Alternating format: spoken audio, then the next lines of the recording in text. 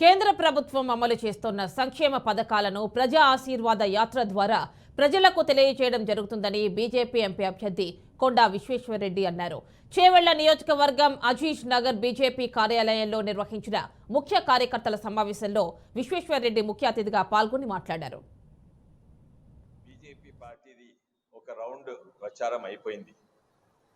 ప్రతి మండలానికి పోయినాము, ప్రతి ఇంటికి పోయినాము, ముఖ్యంగా గ్రామీణ ప్రాంతాల్లో ప్రతి ఇంటికి పోయినాము, ప్రసాదం అందించడము, మరి ప్రతి మండల్ల యాగాలు అయినాయి, ప్రతి మండల్ల హెల్త్ క్యాంపులు అయినాయి, అదే కాక ప్రతి మండల్ల భజన కాంపిటీషన్లు అయినాయి, వాలీబాల్ టోర్నమెంట్స్ అయినాయి, క్రికెట్ టోర్నమెంట్స్ అవుతున్నాయి. ఇవి కొన్ని అవుతున్నాయి.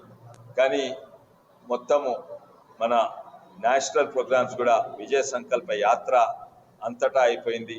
National BJP program, state BJP program, ఇంకా క్యాండిడేట్ ప్రోగ్రాంలు ఇవన్నీ కూడా ఒక విడత అయిపోయింది. ప్రకటన వచ్చినాక మాకు ఇంకా కొంచెం టైం దొరికింది.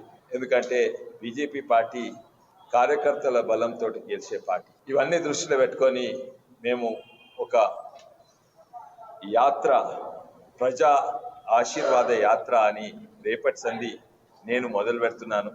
అమ్మపల్లి గ్రామంలో మొదలు పెడుతున్నాము. ఇది 14 రోజుల యాత్ర. ఇది రేపు మొదలుపెట్టి 12 తారీఖు సమాప్తం అవుతుంది.